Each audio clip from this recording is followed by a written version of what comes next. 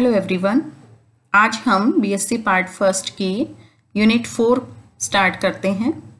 Unit 4 का नाम है सॉलिड स्टेट अर्थात ठोस अवस्था। सॉलिड स्टेट अर्थात ठोस अवस्था क्या है? ठोस अवस्था सब्सटेंस की एक अवस्था है। किसी भी सब्सटेंस अथवा पदार्थ की 3 प्रमुख अवस्थाएं होती हैं, ठोस, द्रव एवं गैस। गैसीय अवस्था को हमने पढ़ा यूनिट 2 में, द्रव अवस्था को पढ़ा हमने यूनिट 3 में, और आज हम यूनिट 4 स्टार्ट करते हैं सॉलिड स्टेट।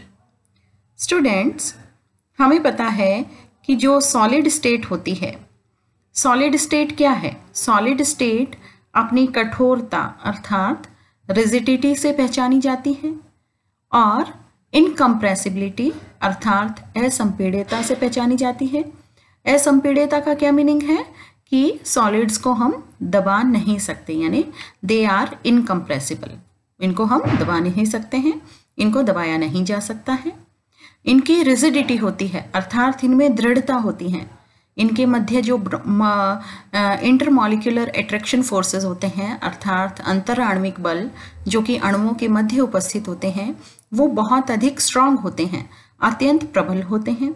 और अत्यंत प्रबल होने के कारण इनके एक निश्चित वॉल्यूम से अंदर की तरफ ना तो हम इनको कंप्रेस कर सकते हैं, यानी ना तो हम इनको दबा सकते हैं, ना ही हम इनकी शेप चेंज कर सकते हैं अर्थात इनके आकार को भी हम परिवर्तित नहीं कर सकते।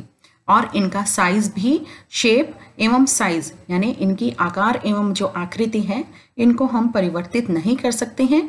ये भी निश्चित होते हैं ठोस अवस्था के लिए। अतः ठोस अवस्थाएं ऐसी अवस्थाएं होती हैं जो कि रिजिड होती हैं अर्थात दृढ़ होती हैं, जिनमें रिजिडिटी यानी दृढ़ता का गुण होता है। दूसरा, इनके शेप एवं साइज यानी इनके आकार एवं आकृति जो है, आकार एवं आकृति एवं माप जो है वो निश्चित होते हैं यानी डेफिनाइट होते हैं, ये परिवर्तित नहीं होते हैं। तीसरा, ये इनकम्प्रेसिबल होते हैं अर्थात असंपीड्य होते हैं अर्थात असंपीड्यता दर्शाते हैं, इनको हम दबा नहीं सकते हैं। ठीक है, दबाने से ये डिफॉर्म हो जाते हैं यानी विकृत हो जाते हैं। ठीक है, तो ये जो 3 महत्वपूर्ण बिंदु हैं वो ठोस अवस्था या 3 महत्वपूर्ण गुण ठोस अवस्था के द्वारा प्रदर्शित किए जाते हैं। और क्यों प्रदर्शित किए जाते हैं? क्योंकि ठोस अवस्था में यहाँ देखिए जो मॉलिक्यूल हैं या एटम्स हैं वो आपस में अत्यंत स्ट्रॉन्ग दृढ़ आकर्षण बल के द्वारा एक दूसरे से आकर्षित रहते हैं तथा बंधे हुए रहते हैं। और दृढ़ आकर्षण बल, इतने स्ट्रॉन्ग मॉलिक्यूलर इंटरमॉलिक्यूलर या इंटर एटमिक फोर्सेस इनके मध्य उपस्थित होते हैं कि इनको हम तोड़ नहीं सकते। इनको तोड़ने के लिए हमें बहुत अधिक एनर्जी देनी पड़ती है। तो इस प्रकार से ठोस अवस्था के ये 3 अथवा 4 गुण हैं, यह इनकी कैरेक्टरिस्टिक प्रॉपर्टी है, जिन्हें कि हम इनकी अभिलाक्षणिक गुण कहते हैं। अब हम आते हैं कि ठोस अवस्था जो होती हैं, जैसे ठोस अवस्था में हम देखते हैं कि इनके जो गुण हैं वो किस प्रकार से परिलक्षित होते हैं। तो हमने पढ़ा कि क्रिस्टलीय ठोस वे पदार्थ होते हैं जो कि कठोर होते हैं यानी रिजिड होते हैं, हार्ड होते हैं, कठोर होते हैं, हार्ड होते हैं, रिजिड यानी दृढ़ होते हैं, एवं असंपीड्य यानी असंपीड़ित या असंपीड्यता दर्शाते हैं अर्थात इनकम्प्रेसिबिलिटी दर्शाते हैं। और एक निश्चित ज्यामिति वाले होते हैं यानी एक इनकी निश्चित ज्योमेट्री होती है। क्रिस्टलीय ठोस जो होते हैं या ठोस अवस्था होती है, उसको हम 2 भागों में विभाजित करते हैं। 2 प्रकार के क्रिस्टलीय ठोस होते हैं, क्रिस्टलाइन ठोस एवं एमॉर्फस ठोस। फॉर एग्जाम्पल हम बात करते हैं कि जो सॉलिड है, फॉर एग्जाम्पल कैल्शियम कार्बोनेट है। कैल्शियम कार्बोनेट ये 2 प्रकार के जो सॉलिड हैं वो 2 प्रकार के होते हैं, मार्बल और चॉक। फॉर एग्जाम्पल हम मार्बल का उदाहरण लेते हैं तो मार्बल में क्या होता है कि जो मॉलिक्यूल्स अथवा एटम हैं वो एक निश्चित ज्यामिति में एक दूसरे से अट्रैक्शन फोर्सेस द्वारा या बॉन्ड्स द्वारा बंधे हुए रहते हैं या आकर्षित रहते हैं।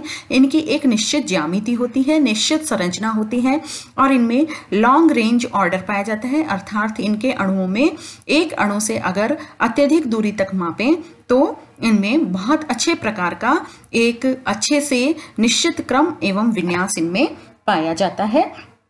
अर्थात हम ये कह सकते हैं कि क्रिस्टलीय ठोसों में जो अवयवी कण हैं, यानी जिन कणों एटम्स अथवा मॉलिक्यूल से ये मिलकर बने होते हैं, उनकी एक व्यवस्थित संरचना होती है जो कि तीनों विमाओं यानी 3 डायमेंशंस एवं संपूर्ण क्रिस्टलीय संरचना में पाई जाती है। ठीक है, तो क्रिस्टलीय ठोसों को हम वास्तविक ठोस यानी ट्रू सॉलिड्स भी कहते हैं, जबकि दूसरे प्रकार के जो ठोस होते हैं इनको हम एमॉर्फस सॉलिड्स या हम इन्हें अक्रिस्टलीय ठोस भी कहते हैं, जिन्हें कि एमॉर्फस सॉलिड्स कहते हैं।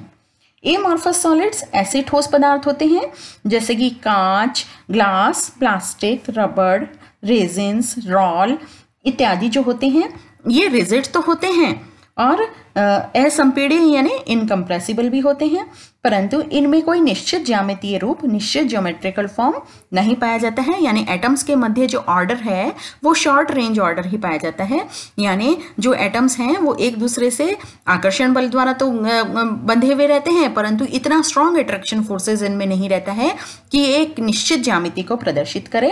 एटम या किसी एक निश्चित एटम या मॉलिक्यूल से थोड़ी सी दूरी पर ही इनमें ऑर्डरनेस पाई जाती है और क्रमबद्धता पाई जाती है।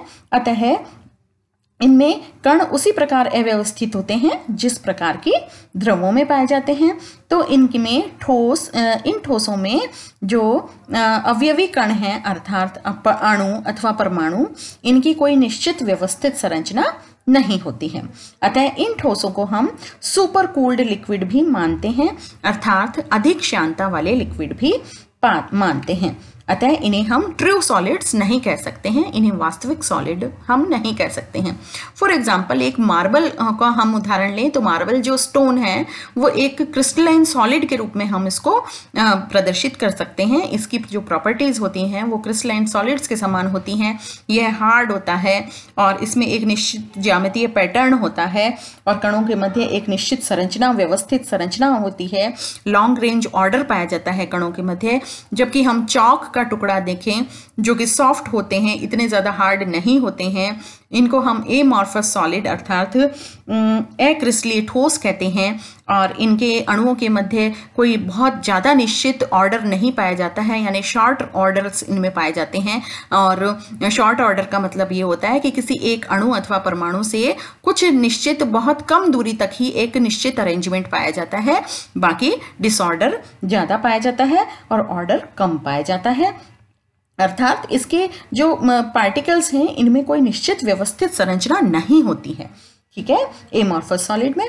और यह द्रव के समान इनकी संरचना ज़्यादा होती है, ठोसों के समान कम होती है, और इसलिए हम इनको सुपर कूल्ड लिक्विड्स के समान मान सकते हैं या ट्रू सॉलिड्स नहीं मान सकते हैं। फॉर एग्जाम्पल इस डायग्राम में हम देखेंगे कि यह एक क्रिस्टलाइन ठोस है, क्रिस्टलाइन सॉलिड यानी क्रिस्टलीय ठोस है। क्रिस्टलीय ठोस में देखिए यहाँ अणुओं के मध्य या अणु अथवा परमाणुओं जिनसे यह मिलकर बना हुआ है सॉलिड, इनके मध्य एक अणुओं की एक निश्चित संरचना है। स्ट्रॉन्ग बॉन्ड में यह स्ट्रॉन्ग अट्रैक्टिव बॉन्ड से ये बंधे हुए रहते हैं आपस में, और इनके मध्य प्रबल बंध होते हैं और यह बिल्कुल आपस में गति नहीं कर पाते हैं। इनका आकार और आयतन भी स्थिर होता है, निश्चित होता है।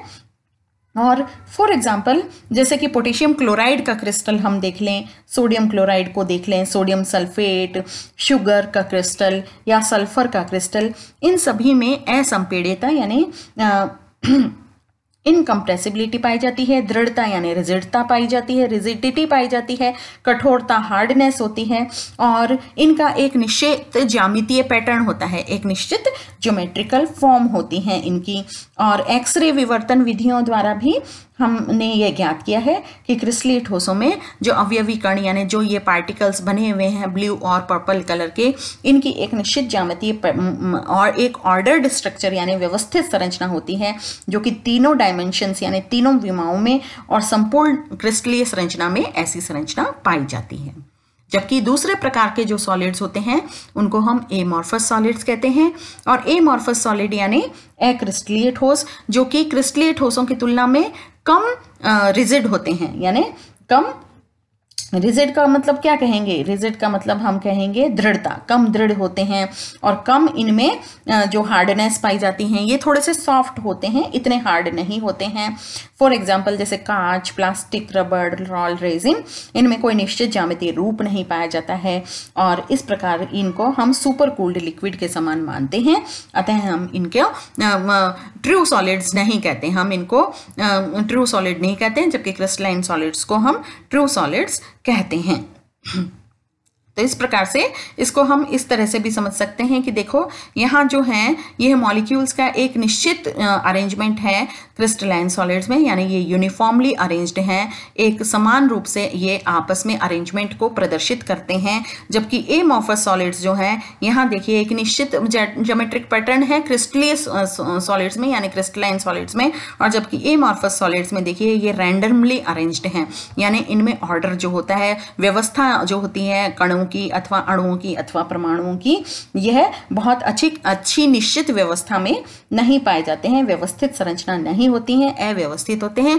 इसलिए हम इन्हें सुपर कूल्ड लिक्विड यानी कि अधिक शांता वाले या अधिशीतित द्रव भी हम इन्हें मान सकते हैं। तो इस प्रकार से हमने यह देखा कि एमॉर्फस सॉलिड्स और क्रिस्टलाइन सॉलिड्स क्या होते हैं।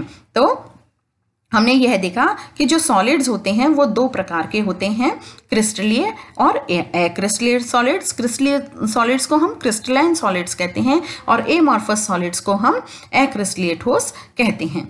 तो क्रिस्टलाइन सॉलिड्स जैसा कि हमने पढ़ा अभी डायग्राम से समझ में आया कि इनकी एक निश्चित ज्यामिति होती है, जबकि अक्रिस्टलीय ठोस की ज्यामिति अनिश्चित होती है। दूसरा बहुत इंपॉर्टेंट गुण क्या पढ़ा हमने कि इन पदार्थों की इंटरनल संरचना में कणों की एक ऑर्डर होती है और वही ज्यामिति में होती है, यानी इनकी कणों की व्यवस्था में वही ज्यामिति होती है जो कि इनके क्रिस्टल की, यानी पूरे के पूरे होल क्रिस्टल जो बड़ा क्रिस्टल है उसमें जो है संपूर्ण कण अथवा अणु अथवा परमाणु जिससे ये मिलकर बने हैं उन सभी की एक सी ज्यामिति होती है, ऑर्डर्ड होती है। जबकि अक्रिस्टलीय ठोस में आंतरिक संरचना में कणों की व्यवस्था में कोई निश्चित क्रम या निश्चित ज्यामिति नहीं होती है। तीसरा बहुत इंपॉर्टेंट कैरेक्टरिस्टिक है गलनांक, मेल्टिंग पॉइंट। जो क्रिस्टलीय सॉलिड्स होते हैं यानी क्रिस्टलाइन सॉलिड होते हैं, क्रिस्टलीय ठोस होते हैं, उनके मेल्टिंग पॉइंट निश्चित होते हैं, डेफिनेट होते हैं। इसी कारण से हमें इन्हें ट्रू सॉलिड्स कहते हैं, यानी मेल्टिंग पॉइंट से पहले ये बिल्कुल नहीं पिघलते हैं, ये सॉलिड फेज में ही उपस्थित होते हैं। जबकि जो एमॉर्फस सॉलिड होते हैं उनका जो मेल्टिंग पॉइंट है, गलनांक है, वो निश्चित नहीं होता है और गलनांक निश्चित नहीं होता है, इसीलिए हम इनको अतिशीतित द्रव यानी सुपर कूल्ड लिक्विड कहते हैं। ठीक है, तो क्रिस्टलीय और अक्रिस्टलीय ठोसों का जो गलनांक मेल्टिंग पॉइंट को अगर हम देखें तो हम इसमें देख सकते हैं कि इनके जो क्रिस्टलीय ठोस होते हैं उनके कूलिंग कर्व यानी जो शीतलन वक्र होते हैं वो क्रिस्टलीय ठोसों का कूलिंग कर्व जो होता है शीतलन वक्र वह असतत होता है यानी डिसकंटिन्यूअस होता है, जबकि अक्रिस्टलीय ठोसों का कूलिंग कर्व जो होता है वो सतत होता है। ठीक है, तो इसमें क्या होता है कि इसमें शीतलन की प्रक्रिया में जो क्रिस्टलीय ठोस हैं वो एक निश्चित तापक्रम से कम तापक्रम पर ये सॉलिड अवस्था में उपस्थित होते हैं, जबकि निश्चित तापक्रम पर पूरा का पूरा जो ठोस है वो पिघलकर द्रव अवस्था में परिवर्तित हो जाता है। जबकि एमॉर्फस जो सॉलिड्स होते हैं उनको गर्म करने पर क्या होता है, ये धीरे धीरे सॉफ्ट होने लगते हैं और सॉफ्ट होकर एक धीरे धीरे लचीली स्ट्रक्चर बना लेते हैं और लचीली विस्कस स्ट्रक्चर यानी शांता अधिक शांत संरचना बना लेते हैं और अधिक शांता वाले संरचना बनाने के बाद और अधिक गर्म करने पर ये पिघल जाते हैं यानी लिक्विड में परिवर्तित हो जाते हैं। अतः जो ट्रू सॉलिड्स होते हैं यानी क्रिस्टलाइन सॉलिड्स होते हैं उनके गलनांक निश्चित होते हैं और एमॉर्फस सॉलिड यानी कि जो कि हम अक्रिस्टलीय ठोस जिनको कहते हैं उनके गलनांक निश्चित नहीं होते हैं, निश्चित नहीं होते हैं यानी शार्प मेल्टिंग पॉइंट इनका नहीं होता है। अतः इनको हम क्या कहते हैं, सुपर कूल्ड लिक्विड भी कहते हैं। चौथा और सबसे लास्ट जो इनमें बहुत अच्छा डिफरेंस है जो कि इनका बहुत इंपॉर्टेंट कैरेक्टरिस्टिक है वो है आइसोट्रॉपी एंड एनाइसोट्रॉपी यानी समदैशिकता एवं विषमदैशिकता का गुण। जो क्रिस्टलीय ठोस होते हैं यानी क्रिस्टलाइन सॉलिड्स होते हैं वो विषमदैशिक होते हैं अर्थात एनाइसोट्रॉपिक होते हैं और जो एमॉर्फस सॉलिड होते हैं वो समदैशिक होते हैं यानी आइसोट्रॉपिक होते हैं।